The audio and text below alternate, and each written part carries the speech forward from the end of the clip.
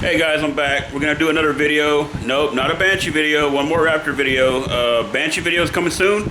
Don't worry. Heard from Kevin yesterday or day before. Says cylinders are done, so they've been paid for and everything. So everything should be back on their way pretty soon.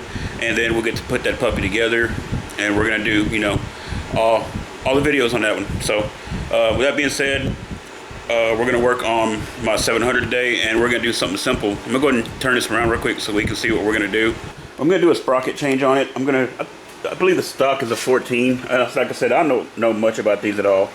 I just read and was told that a really good upgrade is to go to a 15 tooth on these, so that's what I'm gonna do. I bought a primary drive brand one, and I mean, they're pretty good brands. I bought this one right off Rocky.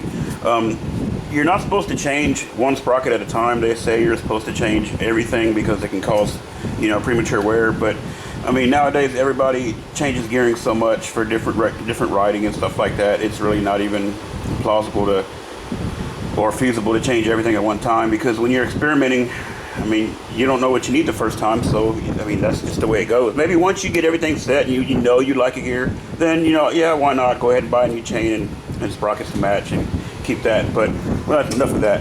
Today what we're going to need is a 4mm, 5mm. I got both my impacts out. This for the light stuff, and I got Big Bertha here for the sprocket nut. 36mm, which I think translates to a 1 in 30 seconds, if they even make that. And then just an extension, and I think that's about it. I'm going to slip in a quick video right now.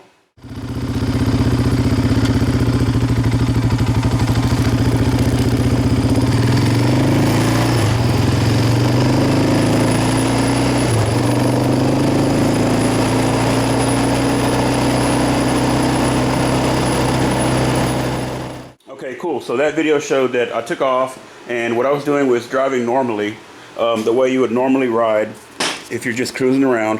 And when I got the third gear, instead of shifting, I just held it there, and it looks like it held about 25 miles an hour, you know, at that given RPM. So now I'm going to show you this video.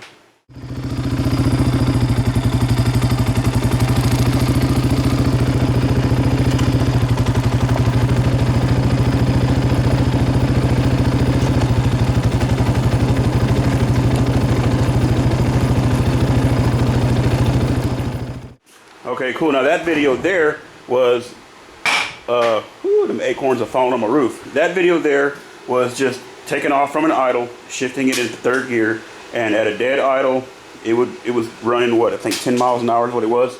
So for a comparison now, we have our base. So we're gonna go ahead and change the sprocket out, and then we're gonna go back out, do the exact same thing over again, and see what the difference is. So we're gonna go ahead and get started. This should be a pretty quick video. So we're gonna get this walkthrough rolling. Hang on. Okay, I don't know if I told you the right sizes. You're gonna need a 5 and a 6 for this. I don't know. I feel like I said 3 or 4. And also on the previous video, the one with the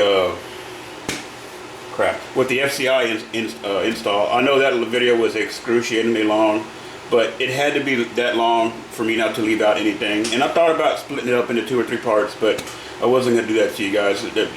Some of these people look for a video, and when they finally find it, the last thing they want to do is chase down part 2 and part 3. So that's why a lot of my videos are, they're not segmented. I'm not trying to get more views or nothing like that. I'm just trying to help you guys.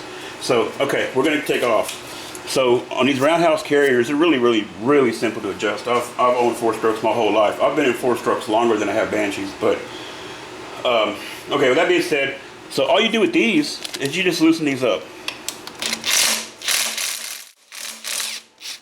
Okay, now that those are loose, this carrier is an eccentric, which means it's like egg-shaped, so it doesn't spin evenly. When you spin it one way or the other, it'll move the axle forward or back. Forward to loosen the chain, back to, of course, tighten it.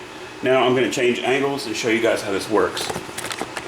Okay, so I ended up taking this tire off just so that I can get my camera closer and it doesn't block any light. Okay, so now you can see right here in this carrier, there's a hole there. And what that is, that's where you put a tool in there to allow you to turn it left or right. And well, you can use a flathead, I mean not a flathead, you can use a Phillips screwdriver, a punch, anything like that that'll fit in there. I got this drift that fits pretty good in there. So what I'm going to do It's just we're going to roll this forward, this axle forward. If you watch up here, you'll actually see that move as I bump it. See there? Okay, now I'm going to back out here. Now look at our chain. Getting loose. If we wanted to tighten it, we'd roll it back the other way and watch the chain.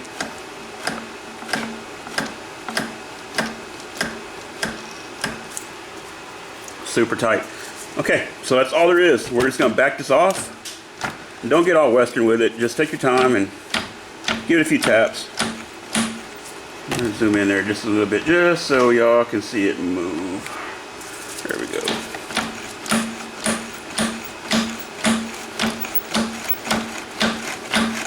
That should be plenty good. All right, now we're going to pull that sprocket cover off and remove the old sprocket. Okay, here we're going to have 2 bolts, an Allen here and 1 Allen up there, and these are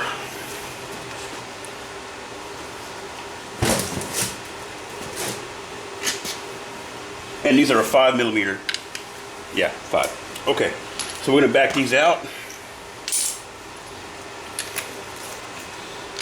Oops, that ain't going to work.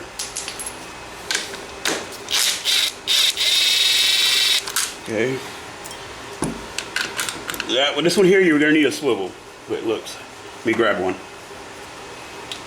Okay, let's see if we get to this with a swivel here. Yeah.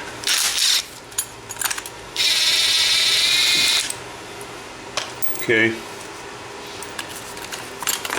Cool. Okay, there's like a case saver back here.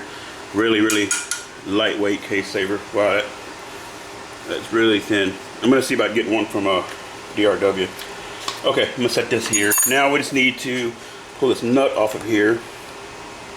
And thanks to good buddy Joe Brownfield, one of my fellow group admins, he told me what size socket I needed. I didn't have one, I had to run out and get one. So this socket, this nut, you're gonna need a 36mm to pull it off. So same deal as the Banshee or pretty much any other bike sprocket nut. There's a tab on here we need to open up.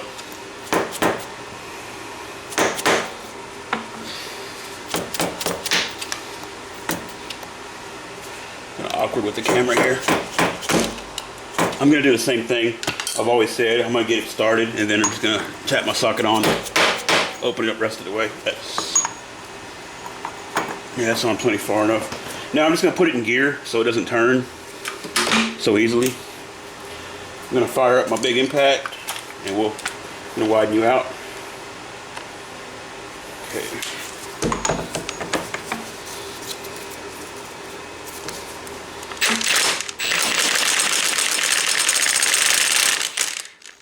I started out slow. There's no need beating on it real hard if you don't need to. So I just kind of eased into the trigger until it came loose. That way I'm not beating against those gears. So we'll just spin this right off. Then we'll pull this lock washer off. Just gonna set it down here on my towel. And then we can just pull that sprocket off. Let me grab a fresh towel real fast. All right, then we'll just pull this sprocket right out. There we go. And this one here, yeah, stock is a 14. Stock is definitely a 14 tooth. Cool, so we'll swap it out. Put the new on there. There's a difference in sprockets. We'll line up one tooth with the other. It's a pretty good difference between the two with just one tooth, you know, being the difference. And I don't have the splines lined up, but I have the 2 of the teeth down here lined up. See there? Look at the difference. Okay. So we're just gonna make some room in this chain. Just gonna kind of stick it in there. Hopefully we have enough slack. Yeah, I think we do. Probably could have added a little more slack, but I think we'll get it.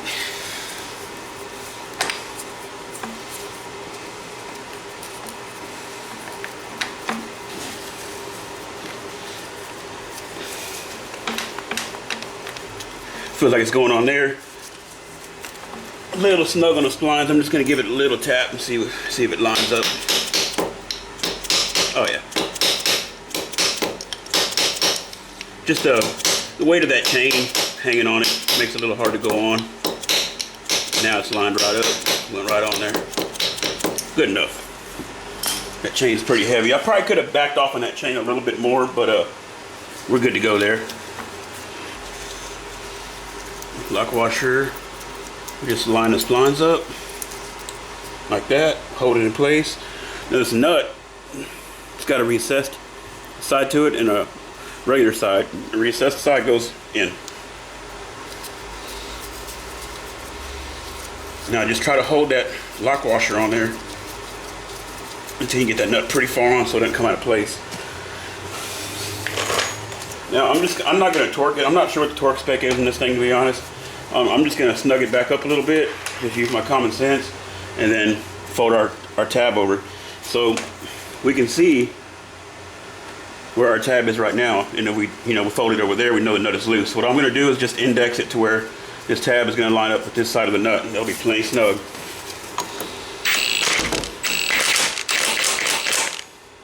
See, it's close. We'll go one more. Not one more, but a couple more taps. There. See, it's one little bit more. There. That's pretty much about what it took to get off. And really, honestly, you're not going to get any more than that on there. It's not going to turn far enough to get to that next notch. Okay, then we're just going to take and fold that tang over. My big channel locks are laying out by the pool, working on the pump earlier. I don't want to go get them, so I'm going to try using these small vice grips here. Oh yeah. Here we go. And I'll just take and finish it off with this little punch here. There, good and tight right against it like it should be. Now we're just going to put our quote-unquote case saver back on this contraption and just line it up with this, just like that. So, okay, then what I'm going to do is just take and hang the top bolt inside there just to kind of line it up. Being it's the easiest to see, go ahead and get it started, and then just do the same thing with the bottom one. Be sure it's through the bracket, through the case saver, and feel for that bolt hole there in the case. Run her in there. And we'll just tighten it back up the way we took it apart. Switch back over to Little Bertha.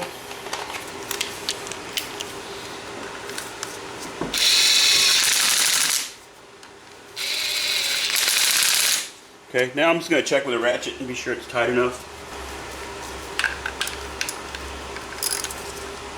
Yeah. That's good. So we're all done there. Now we go back to the back, get our chain readjusted, tighten it up, take her for a spin. Alright, cool. So we're going to tighten this up just the way we loosened it up.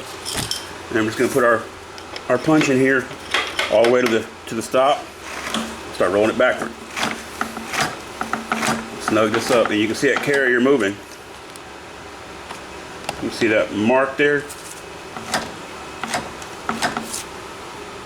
Right here, you can see it move every time I bump it. I'm gonna back out now to see, y'all can see the chain. Watch the magic happen.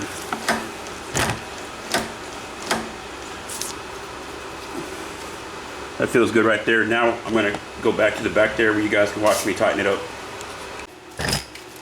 Okay, and then we just tighten those 4 pinch bolts back up.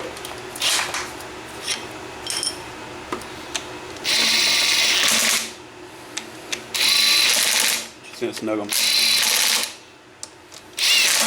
I'll get them where I want them with my ratchet. That way I don't take a chance of stripping out this aluminum carrier. Swing arm, sorry. Just get them good and snug. Don't really put out on them, because they'll give up. Then just work your way across. Eventually they'll get good and snug where they won't move anymore when you're applying the same amount of force. I mean, like I see this one turned a little bit, so now this one may just a little bit more. Now we're good there. And see, I'm not putting a lot on there. You don't need a whole lot. Remember, you can always tighten them more. If you strip them, there ain't nothing you can do about it. Alright, we'll put our tire back on and we'll take it for a spin.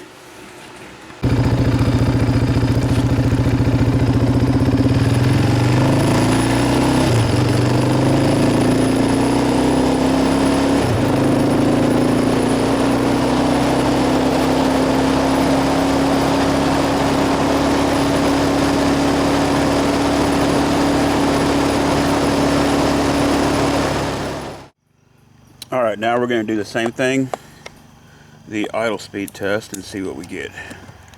So I'm just going to let it idle in third gear. Take off the first.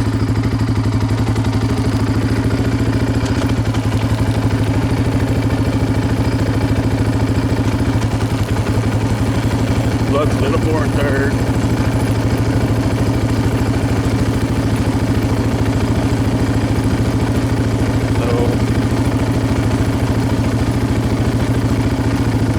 So 10 and 11, about the same really. Okay, so the reason there's not much of a difference from an idle than from what you saw a while ago in the video at 27 or whatever that speed was is because it's going to be progressive. If you've ever changed or if you've ever had a speedometer out of whack on your car or truck, say you've changed your tires, you put on bigger tires so your speedometer's off. If you're in town, if you've ever noticed, okay, in 30 miles an hour, you're still doing 30 miles an hour. But the faster you go, the further it's off. Well, it's going to be the same deal with this, and that just pretty much shows that at a really low RPM, low cruising speed, you know, nothing changes. The faster you go, the more progressive the gearing change is. I guess because you're going through each individual gear in the tranny itself, that's higher and higher and higher. So I'm going to go and finish getting this video together for you guys.